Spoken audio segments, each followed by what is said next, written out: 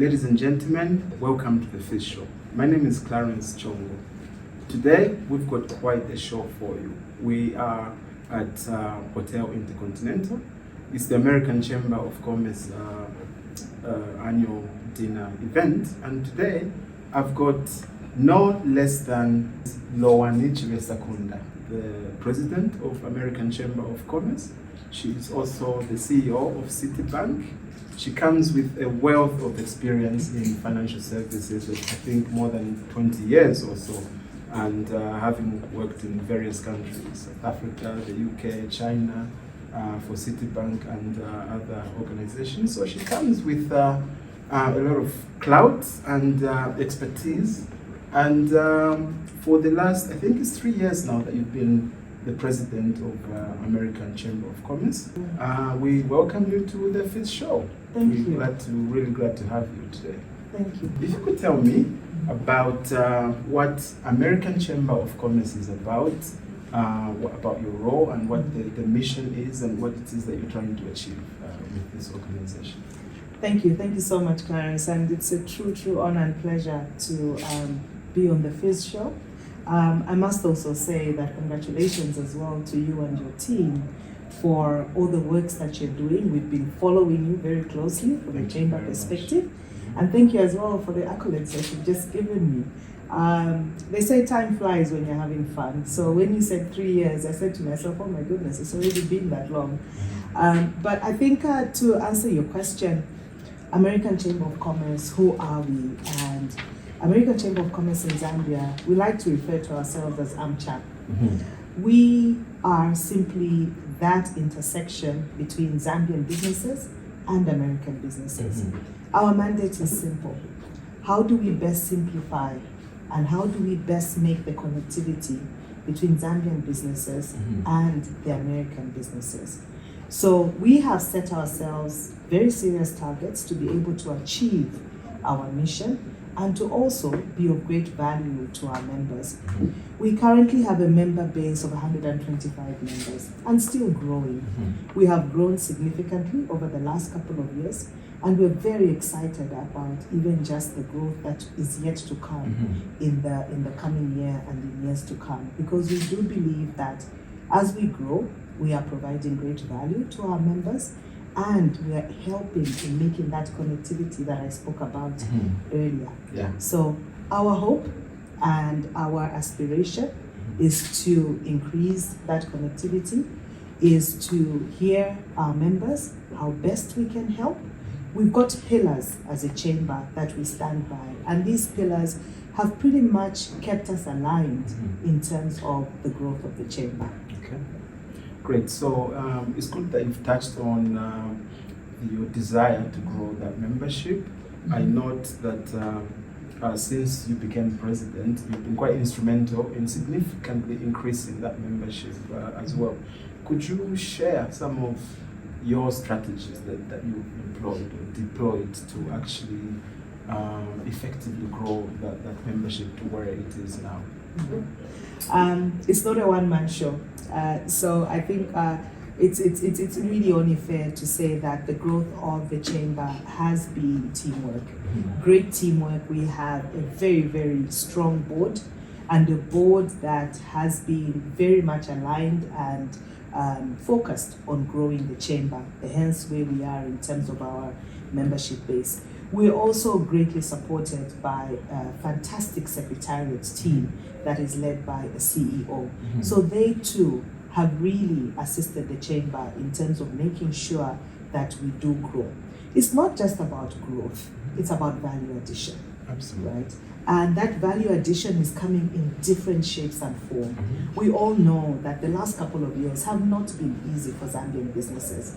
We also were hit with the COVID-19 pandemic, and that pretty much really cut everyone off from each other. But as a chamber, that is actually even the period where our growth also came from. So we looked at what is our mission, what is our strategy going to be, and how best can we still be able to assist Zambian businesses and also American businesses that are looking at doing business in Zambia. So we do believe that as a board and as a secretariat, we've brought great value addition to our members. But I think also one major attribute that I can say has pretty much worked for us is being able to listen to our members. We continuously speak to our members, we continuously seek for information. So even as one becomes a member, there's always that critical question of what are your expectations as a member? What are you looking at getting from the chamber? How can the chamber help you? What type of linkage are you looking for with an American business? Or how are you looking at growing even your own business space in Zambia? So you can imagine, it's like belonging to a network of 125, or excluding yourself, 124 members. But that whole network is really at your disposal in terms of being able to reach out, find members alike in terms of business connections, and use the chamber to be able to achieve support that. System. Yes, yes, it's a fantastic platform. Oh, thank you for that. So AmCham is a very strong brand in Zambia, and everywhere you go, if AmCham is involved, people will flock there, and they are also very receptive of the brand and the initiatives that you bring. Are you in a position, if you could please highlight some of those initiatives and what their impact has been on local businesses on the AmCham initiatives? So we've done a couple of things, and if I had to look at 2023 as an example, using the AmCham brand, we've been able to provide thought leadership, and we have done this as well by also upskilling our members. So again, through speaking and listening to our members, what became apparent was being able to speak or provide insights on various things, call it marketing skills, etc. So we've been able to hold events in the year that have been targeted at doing that. We've also been able to have flagship events, one of them being like the one we are having this evening, which is the Thanksgiving dinner. We've also had our annual golf tournament. Earlier in the year, we had an interesting one actually. We had one that we were calling speed networking. And we put our members in a room and we were given time to be able to mix with the various members. Exactly, that was the concept actually. And that had great results. There was so much connectivity made, even a couple of closed deals done. So through activities that the chamber has been able to embark on, we have realized great benefits. Obviously, we're looking to do more going into 2024. But I think maybe those are some that I can point out. Other initiatives, I wouldn't per se call it an initiative, but actions, is some of the MOUs that we have signed. We've signed quite a number of MOUs this year with other chambers as well, like with the Copperbelt Chamber, the Ndola Chamber. We've also recently signed an MOU with USAID, and that we do know is going to actually translate into better interaction and even assistance with our members going into next year. So you can see that not only are we just looking at the current year, but we're also looking at 2024. How best can we be able to start the year strong and actually start to generate some great results from some of our actions of this year. Absolutely. Okay, so earlier on in my introduction, I mentioned your vast experience, and it's clear that you come with strong leadership and that wealth of experience in financial services. So I can imagine that you've brought some of those techniques to AmCham from your private sector experience and possibly deploying them in AmCham. Are there any insights that you can share about how you've deployed or utilized your vast experience elsewhere for the benefit of this great organization? Wow, that's a great question. If I had to pick one, definitely knowing the value of a network and a strong network. So being CEO for Citibank here in Zambia, Citi is a global bank with presence in over 90 countries globally. That speaks to the network and it speaks to great coverage. And now coming into AmCham and bringing it into an AmCham perspective, we have an AmCham here in Zambia. There's also an American Chamber of Commerce in Kenya. There's also an American Chamber of Commerce in Ghana. What have we done to be able to leverage off some of these chambers that are already as well in existence, just here in Africa, right? The US Chamber, that one we've already touched connectivity with. But we've been able to make that connectivity even just with the other American Chamber of Commerce operating in Africa. We've been able to share great insights. We've also been able to learn what other chambers are doing and how best we can then now bring even greater value to our members here in Zambia. So the power of the network, I think, is something that has obviously been of great value, even as I'm in this role. And also the value of teamwork. You are only as great as the team that you have around you. And that is truly what we believe in, even just as City. We win together, we take pride in winning together, and this is what we are as AmCham as well. All of us being responsible for the great wins and successes that we've achieved and we have up ahead of us. Fantastic. So in what ways do you believe that the AmCham activities are contributing to like the broader economic well-being or development of the country, and as AmCham, what are goals for furthering this impact on the economy? Another great question. So as AmCham, one of our pillars is advocacy, and that is mainly being able to be that voice for our members, and we've done that throughout the year. Not only did it start this year, but even in previous years. We've had various forums where we've been able to call in our members, and we have representation from key ministries such as Ministry of Commerce. The Minister of Commerce is a great friend of the Chamber, and we are truly appreciative of the support that he gives the Chamber, and even the time to even come and speak to our members. Just that on its own allows our members to be able to use us as a platform to present through any challenges that they have that the Honorable Ministers will be able to help us with. We've also taken advantage of being able to have a seat around one of the committees for the PPDF, another very effective forum. And through that seat that we have, we get to be that voice that I mentioned earlier on.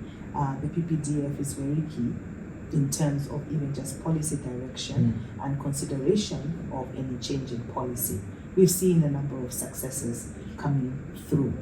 Our association and also our support that we continue to get from the US Embassy, support that we are truly appreciative of, is also an avenue in which we are able to give a voice to what our members' concerns are. So those are just to mention a few, but as I mentioned, they are great inroads in terms of being able to use the Chamber as that voice, and we continue to seek that out even from our members. Thank you for that.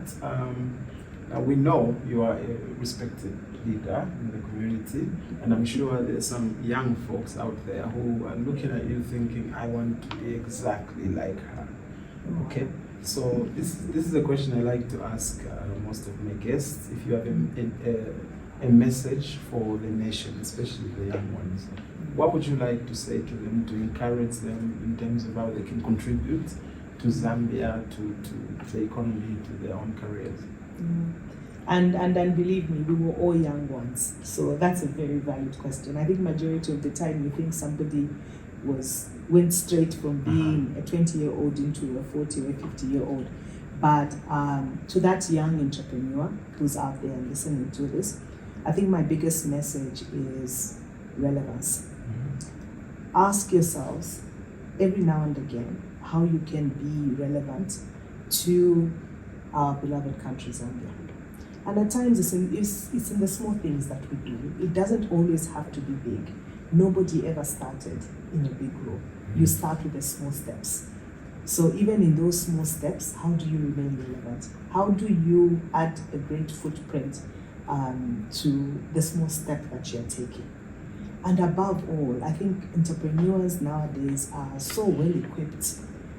If I had to compare today with even just 20 years ago, you're so well equipped with everything that technology has to offer you, right? Use these tools constructively and relevantly. There's always a two sides to anything. It's always important to strike the correct balance. Strike that balance.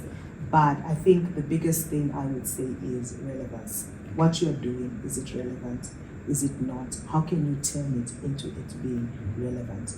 And also, I spoke about the power of networking. Yes. You can never underscore the connections that you make in life, because at one point in time, they do speak for you, and they also do help you on your journey of life.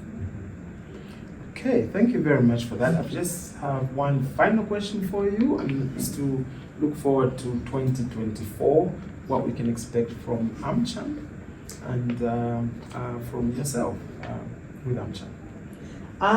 For American Chamber of Commerce, we are here. We continue to be here. We continue to look for your support, and we continue to also listen to you.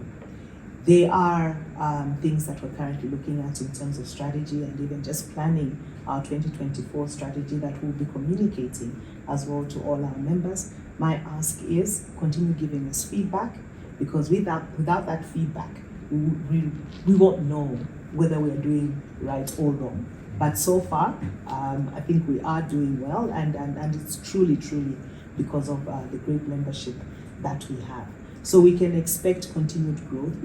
We can also expect continued activities from the chamber, and that can only lead to great business linkages being formed, and also added relevance as well to all our members and everything that our members are doing. Okay, well, thank you very much, and it's been a pleasure to have you on the FIZ show. Thank you so much. Thank you. Ladies and gentlemen, that was Lowani Chibesakunda. She's the president of American Chamber of Commerce and also CEO of Citibank Zambia. This is the FIZ show. Thank you.